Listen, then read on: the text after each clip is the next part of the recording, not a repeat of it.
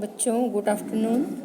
देखिए अभी हम चैप्टर पढ़ रहे हैं मैथमेटिक्स में मेंसुरेशन, चैप्टर नंबर 11। ठीक है, इसमें हमने अभी इसकी 2 एक्सरसाइज की है, कुछ क्वेश्चंस मैंने किए यहाँ तक के, और ये 2 क्वेश्चन आपके लिए छोड़े हैं। इन्हें देख के आपको करना है, कैसे करना है वो भी मैंने आपको बता दिया था। अब आज हम इसके आगे की एक्सरसाइज के लिए थोड़ा सा समझते हैं। आज हमको पढ़ना है सॉलिड शेप्स। अभी तक हम सिर्फ शेप की बात कर रहे थे, रेक्टेंगल या पैरेललोग्राम या स्क्वायर या क्यूब। फिर हमने उसकी 3D में बात की कि हमारे पास यदि 3 लंबाई है, जैसे कि एक कोई रेक्टेंगल है, उस रेक्टेंगुलर शेप में, जैसे सपोज आपके पास में ये कोई किताब आ जाती है, तो इस किताब का शेप कैसा है, रेक्टेंगुलर है, लेकिन इसमें 3 साइड है। ये वाली साइड है, एक आपकी ये वाली साइड है और एक आपकी ये साइड है, और तीनों साइड की लंबाई अलग अलग होती है। तो हम ऊपर से इसका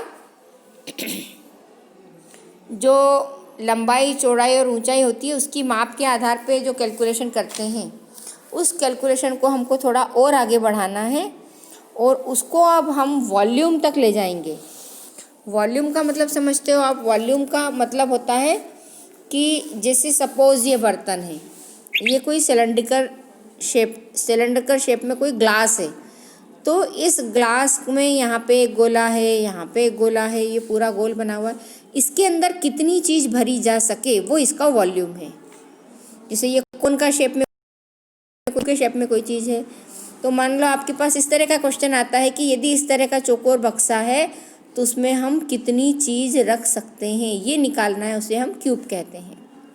अब इसमें एक और महत्वपूर्ण चीज़ हमारे समझने की है कि हमने पहले भी देखा था जब हम 2D और 3D मतलब 2 डायमेंशन और 3 डायमेंशन की बात कर रहे थे, तो इसमें हमारे पास क्या क्या चीज़ थी। ये हमारे पास जो शेप है इसको क्यूबाइड शेप बोलते हैं। क्यूब का मतलब होता है ये शेप जिसमें लंबाई, चौड़ाई और ऊंचाई बराबर होती है, सारी साइड्स बराबर होती है, उसको क्यूब कहते हैं। जिस तरह से कि स्क्वायर होता है, 2D में स्क्वायर है, 3D में क्यूब है। ऐसे ही 2D में जो रेक्टेंगल होता है, 3D में वही क्यूबाइड होता है। अब इसमें देखिए, ये वाली जो सतह है, इस सतह को हम एज कहते हैं। ये जो इन्होंने डार्क शेड कर रखा है इसको हम फेस कहते हैं। और ये जो कोने बने हुए हैं, जो डॉट लगे हुए हैं, इसे हम वर्टेक्स कहते हैं। इन 3 चीज़ों से मिलकर हमारे पास ये शेप मिलता है। ये एक तरह से हम कह सकते हैं क्यूबाइड के शेप में कोई खाली डब्बा है हमारे पास। ऐसे ही हमारे पास ये सिलेंडर है, कोन है, क्यूब है और ये पिरामिड है। और इन में और आगे इन्होंने बात की कि जब हमारे पास कोई साबुन का डब्बा आता है, मतलब कोई साबुन अंदर रखा हुआ है, लेकिन उसका जो डिब्बा होता है वो जिस शेप में होता है उसको हम क्यूबाइड कहेंगे। देखिए उसमें ये एक सतह, दूसरी सतह, तीसरी सतह, नीचे की चौथी सतह, एक पीछे की एक आगे की होती है। ऐसे ही जैसे यहाँ पे हमारे पास में कोई टूथपेस्ट का डब्बा आ गया, कोई टॉय, कोई खिलौने का डब्बा आ गया, या हमारे पास कोई कोल्ड ड्रिंक की बॉटल आ जाती है, तो इनके सारे शेप कैसे हैं? जो सामान है अंदर से हमने निकाल दिया तो ये अंदर से हो जाते हैं खोखले। जब ये खोखले हो गए हैं और इनके हम हर भाग को अलग अलग करें तो हमें इतने शेप मिलेंगे। जैसे ये हमारे पास में क्यूबाइड था, ये बॉक्स था, ये बॉक्स था, ये सब क्यूबाइड के शेप में है जिसकी लंबाई चौड़ाई अलग अलग है। तो ये जो डिब्बा है इसको यदि हम खोलते हैं तो देखो यहाँ से 1 2 3 4 सतह से हमको ये 4 बराबर कागज़ मिले। यदि गत्ते का डब्बा है तो 4 गत्ते मिले। एक ऊपर की सतह अलग कर दी, एक नीचे की सतह अलग कर दी, इस तरह से हमको 6 सतह मिलती है। एक क्यूब के शेप में या क्यूबाइड के शेप में यदि हमारे पास कोई बॉक्स है, तो क्यूब के शेप में होगा तो हमको सारी एक ही साइज़ की मिलेगी यदि क्यूबिकल है तो, और क्यूबाइडल बॉक्स यदि है तो उसमें सारे शेप इस तरह से होंगे कि 2 एक जैसे होंगे और 4 एक जैसे होंगे। ठीक है। यदि हमारे पास कोई सिलेंड्रिकल बॉक्स है, जैसे कि कोई पानी की बॉटल, कोल्ड ड्रिंक की बॉटल, उसका ऊपर का नीचे का सतह निकाल दिया और बीच में आपको पूरा एक कर्व्ड सरफेस मिलेगा। इस तरह से हमें ये शेप मिलते हैं। अब देखिए, ये जो सिलेंड्रिकल शेप होता है, इसमें पूरा खोखला है अंदर से। जैसे आपका ये जो पेन है, इस पेन के अंदर से हम रिफिल निकाल दें तो हमें जो शेप मिलेगा वो भी एक सिलेंड्रिकल शेप होगा। और इस सिलेंड्रिकल शेप में क्या हो रहा है, ये जो सिलेंड्रिकल शेप है, देखो मैं आपको अभी बताती हूँ। ये जो सिलेंड्रिकल शेप रहेगा, इसके अंदर हमें क्या क्या चीज़ें मिलेगी। इसको जब हम इस तरह से निकालते हैं तो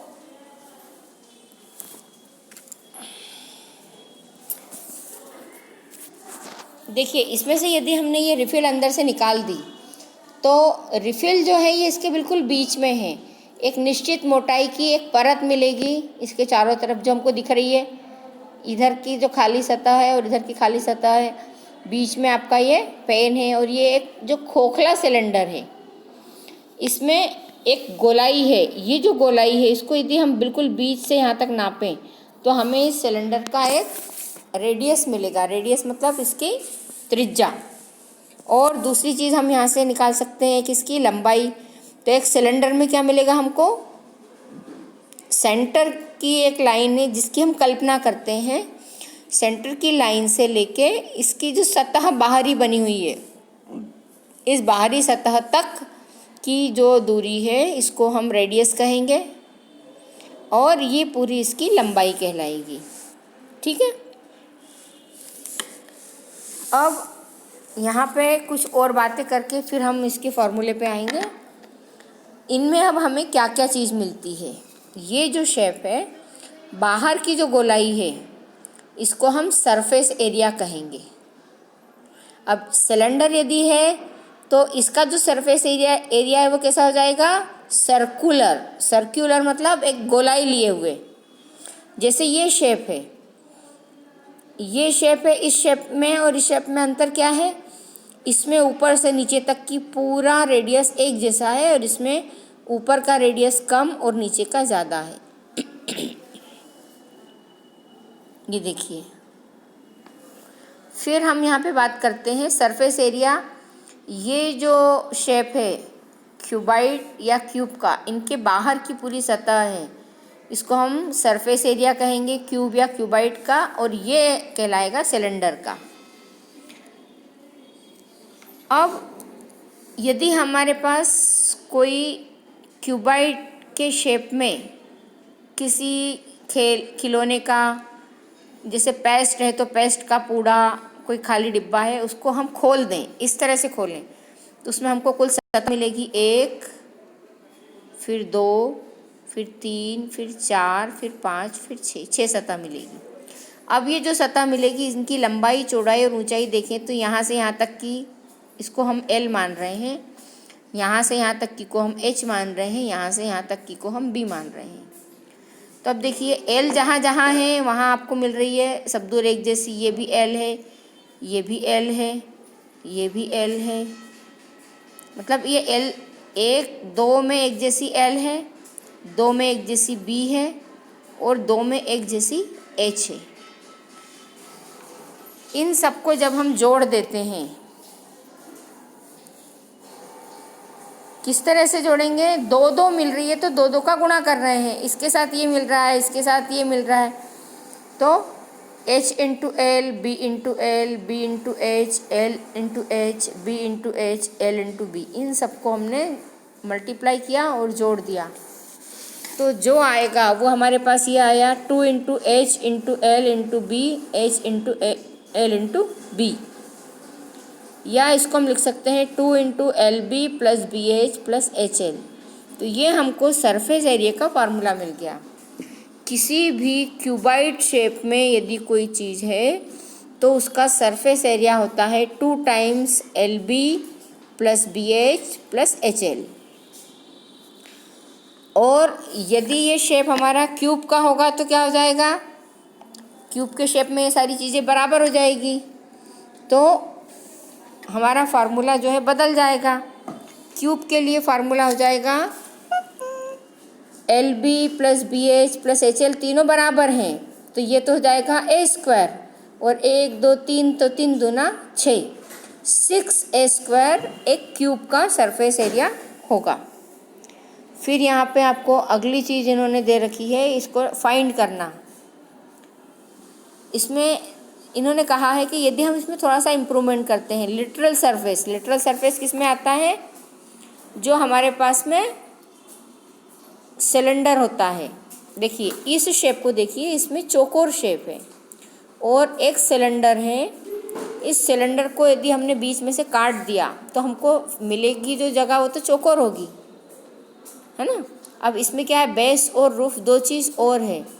तो इस तरह से जब हम इसका निकालते हैं तो हमारे पास इसका सरफेस एरिया आता है, वो हमको ये से मिलेगा। Literal surface area of a cuboid is given 2 into H into L plus B into H या 2 into H L plus B। इस तरह से हम इसको निकाल सकते हैं।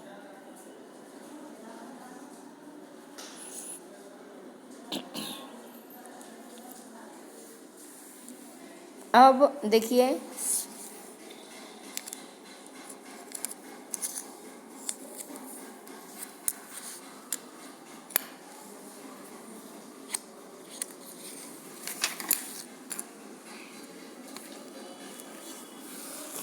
अब आपको जो सवाल करना है उनमें किस चीज़ में क्या निकालना रहेगा उसको देखो। एक क्यूब है हमारे पास, तो क्यूब में क्या होता है, सारी लंबाई चौड़ाई ऊंचाई बराबर होती है। यदि ये बराबर बराबर होगी तो आपको सब दूर L L L लिखा हुआ मिला। मैंने अभी आपको A बताया था, इसमें L L L L लिखा हुआ मिलेगा। तो ये देखिए 6 टाइम्स L आता है हमारा, ठीक है, 6 इंटू L² 6L² या 6A² आपको मैंने बताया था। तो ये हमारे पास किसी क्यूब का सरफेस एरिया मिलेगा। अब यहाँ पे इन्होंने आपको जो दिया है वो देखो, draw pattern show that the square paper of the end cut it out, you know that this pattern is a net of cube. अब यहाँ पे देखिए ये बताया है कि एक आपने पूरा पेपर लिया और उस पेपर पे इसकी जो नाप थी उस नाप के पेपर को काट दिया। जैसे ये डार्क जो दिख रहा है ना, एक यहाँ एक यहाँ एक यहाँ एक यहाँ एक यहाँ एक यहाँ, इस तरह से काट दिया तो हमको इतना पूरा जो मिला, इस पूरे की नाप जो है ये इसका सरफेस एरिया है। तो इस तरह से हम इसको निकाल सकते हैं। देखो ये इन्होंने इतना निशान लगाया, इसको काट दिया, काटने के बाद इसको मोड़ दिया, सारी साइज को मोड़ा, तो मोड़ने के बाद हमको ये शेप मिलेगा। फिर इन्होंने आपको ट्राई करने के लिए एक और चीज़ दी है कि एक 10 इंटू 10 इंटू 10 का क्यूब दिया, एक 8 इंटू 8 इंटू 8 का क्यूब दिया है। आपको क्या करना है, फाइंड द सरफेस एरिया, इन दोनों के सरफेस एरिया फाइंड करना है। तो इसका फार्मूला है आपके पास में 6L², ठीक है, यहाँ पे L उसकी लंबाई रहेगी। अब यहाँ पे आपको कुछ अलग तरीका दिया है इन्होंने, ये आप खुद करना। दो क्यूब्स हैं उनको इस तरह से जोड़ा, B सारी साइड है इसकी, B इसकी सारी साइड है, इनको सबको जोड़ दिया तो ये B और B कितना हो गया, 2B, लेकिन ये B है तो दो क्यूब मिलके एक क्यूबाइड बन गया। अब इसमें इन्होंने एक क्यूब और जोड़ दिया तो B 3B हो गए, 3B और B, तो ये भी एक क्यूबाइड बन गया। तो इसकी एक साइड जो है बढ़ती जा रही है। तो इन सबको मिला मिला के इन्होंने इतना बड़ा बक्सा बनाया। तो अब आपको इसका सरफेस एरिया निकालना है, तो आप कैसे निकालोगे, मतलब इतने सारे क्यूब से मिलके एक बड़ा क्यूब बना दिया इन्होंने। तो अब आपको इस पूरे बड़े क्यूब का सरफेस एरिया बताना है। ऐसे ही इन्होंने सिलेंडर के लिए किया है। ये सारी चीज़ें हमें तब काम में आएगी जब हमें, जैसे कि हमारे पास कोई गत्ते का टुकड़ा है, उसको हमको किसी गिफ्ट पेपर करना है, गिफ्ट पेपर उसके ऊपर लगाना है या उसका पैकिंग करना है, तो हम उसके लिए कितने कागज़ का यूज़ करेंगे, कितना कागज़ हमें उसमें लगेगा, इस तरह की जो चीज़ें निकालना होती है उसके लिए ये काम में आता है। या सिलेंड्रिकल शेप में कोई चीज़ है तो उसको हम ढकने के लिए क्या करेंगे, उसी चीज़ को इन्होंने फिर से समझाया है। देखो ये एक सिलेंडर के शेप में, इसमें इतनी हाइट है और इतना रेडियस है। अब उसको हमने यहाँ से काटा, काटने के बाद क्या हुआ, उसका ऊपर का हिस्सा अलग कर दिया, नीचे का अलग कर दिया, काट दिया। काटने के बाद ये जो दो तो गोले बचे हैं और ये पूरा खोलने के बाद एक स्क्वायर बचा है।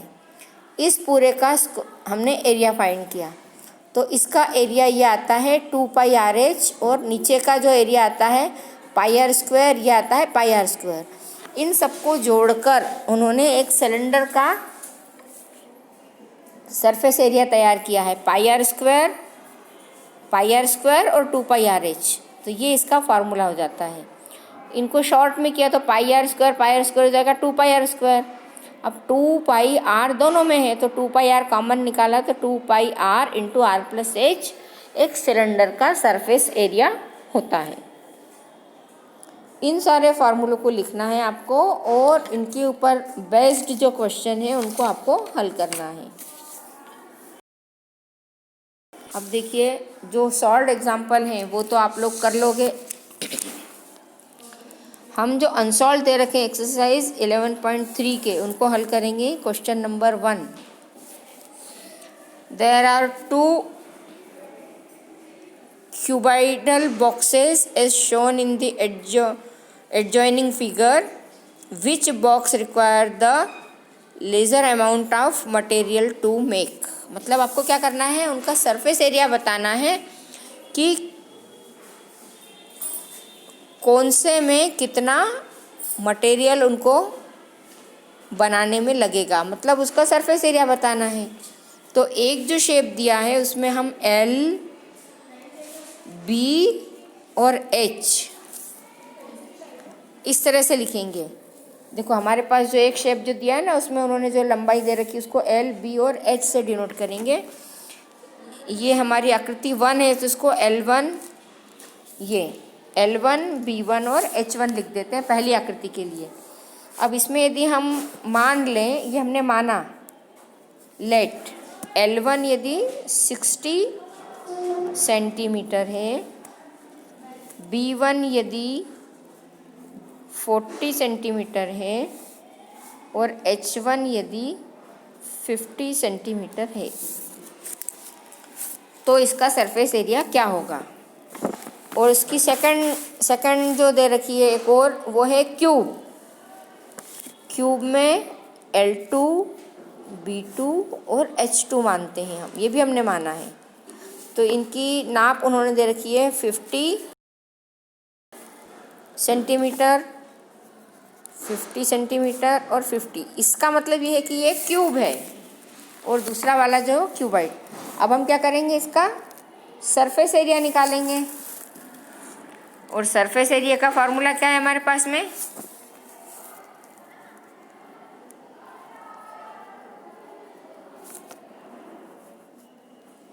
पहली आकृति क्या है, क्यूबाइड। क्यूबाइड के लिए हमारे पास क्या है formula, 2 into LB plus BH plus HL, तो जाएगा 2 into 60 into 40 plus 40 into 50 plus 50 into 60। कितना निकलेगा अपने पास, 2।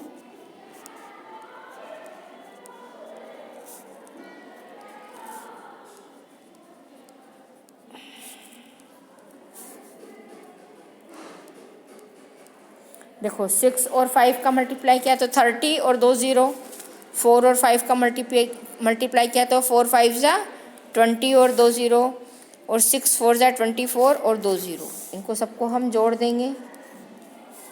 2 0 तो ऐसे कैसे आ जाएंगे, 0 के नीचे 0, यहाँ आएगा ओनली 4 और यहाँ जाएगा 2 2 4 और 3, 7 4 0 0 इंटू 2, 2 से मल्टीप्लाई किया तो 0 का 2 में मल्टीप्लाई है 0 0, 8 और 7 2 जा 14, इतना सेंटीमीटर। अब देखिए यहाँ पे हमारे पास जो लंबाई आ रही है वो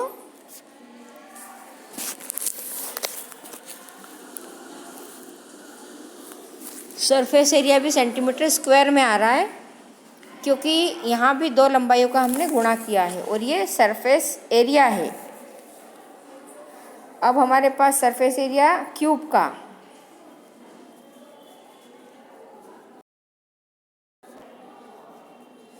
क्यूब या उसको हमने आकृति नंबर 2 किया था। इसके लिए हमारे पास था 6L² फार्मूला। 6L क्या था 50 और इसका स्क्वायर, ये मल्टीप्लाई का साइन है। 50 स्क्वायर मतलब 50 का 50 में मल्टीप्लाई, तो इसको हम लिख सकते हैं 6 × 50 × 50। हमको 5 का स्क्वायर पता है, 5 का स्क्वायर होता है 25 और उसके आगे 2 0। अब 25 × 6 ये होता है 150। 6 पंजे 30 की शून्य हासिल के 3, 6 दूनी 12 और 3 15 और 2 0 सेंटीमीटर स्क्वायर। अब देखिए पहली आकृति का है 14,800 और इसका आया है 15,000, तो इसका एरिया ज़्यादा है, इसका एरिया कम है। इस तरह से आप इसको बता सकते हो। जिसका सरफेस एरिया ज़्यादा है उसका मटेरियल या रिक्वायर्ड मटेरियल होगा वो ज़्यादा लगेगा, जिसका कम होगा उसका कम लगेगा। तो ये आपको कंपेयर करके यहाँ पे लिख के बताना है। अब हम देखते हैं यहाँ पे जो क्वेश्चंस हैं उनमें सब में आपको यही सरफेस एरिया जो है निकाल के बताना है। तो आप जैसा जैसा क्वेश्चन में दिया गया है वैसा आप निकाल के और रखते जाओगे।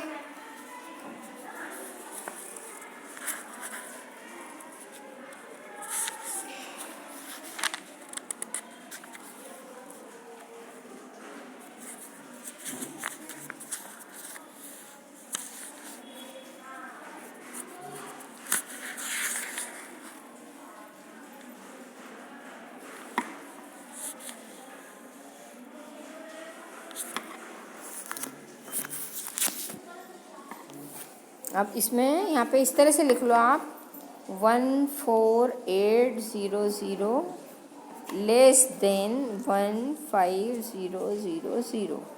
आपसे उन्होंने क्या पूछा है, क्वेश्चन में पूछा है which box requires the laser amount, मतलब कम, लेस यानी कम। तो हमने क्या किया, लेस का साइन लगा दिया है। तो या फिर आप लिखोगे ए वाला जो डायग्राम है वो लेस है बी वाले से, ठीक है।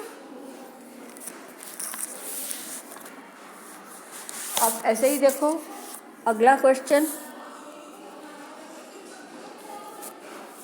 इसमें आपको दिया है एक suitcase, a suitcase with measure 80 centimeter, 48 centimeter and 24 centimeter is to be covered with a tarpaulin cloth. How many meters of tarpaulin the width of 96 centimetre is required? ये एक अलग तरह का कपड़ा आता है, उस कपड़े से इसको हम कवर करते हैं। कोई क्यूबाइड शेप में आपके पास कोई सूटकेस है, सूटकेस का कवर बनाने के लिए एक ही अलग तरह का कपड़ा आता है।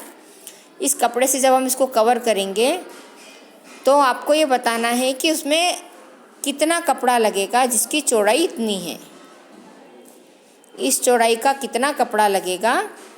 और फिर हमको एक और चीज़ पूछी है, is required to cover 100 such suitcase, एक में कितना लगेगा और फिर 100 में कितना लगेगा। मतलब इसके लिए भी हमको क्या करना है, इसका सरफेस एरिया फाइंड करना है। तो क्वेश्चन नंबर 2 में भी हम क्या करेंगे, सरफेस एरिया फाइंड करेंगे। तो सरफेस एरिया आपके पास क्या आ जाएगा, सरफेस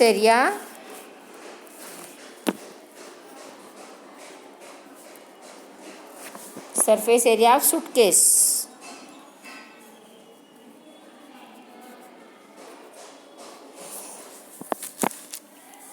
इसमें भी आपका फार्मूला क्या लगेगा, क्यूबाइड वाला। तो फार्मूला हो जाएगा 2 L into B into H plus H into L.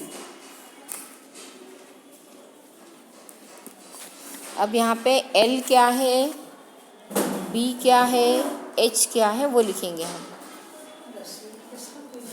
तो ये आपको दिया है 80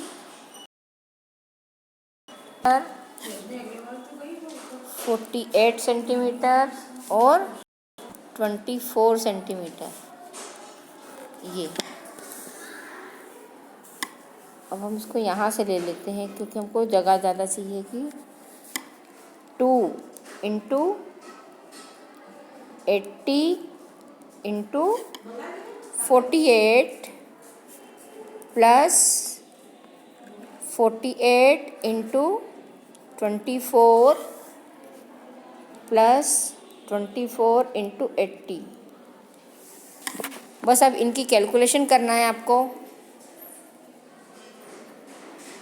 और कैलकुलेशन करने के बाद जो आएगा वो सरफेस एरिया आप खुद निकालोगे। और फिर आपका जो कपड़ा है 96 विड्थ का, एक सूटकेस में कितना कवर बनाने के लिए कपड़ा लगेगा उस विड्थ का, तो उस कपड़े का एरिया। तो आप क्या करोगे कि एरिया ऑफ क्लॉथ, आप इसको ये वाला तो कैलकुलेशन आप कर लोगे, आप लिखना area of cloth equal surface area of suitcase.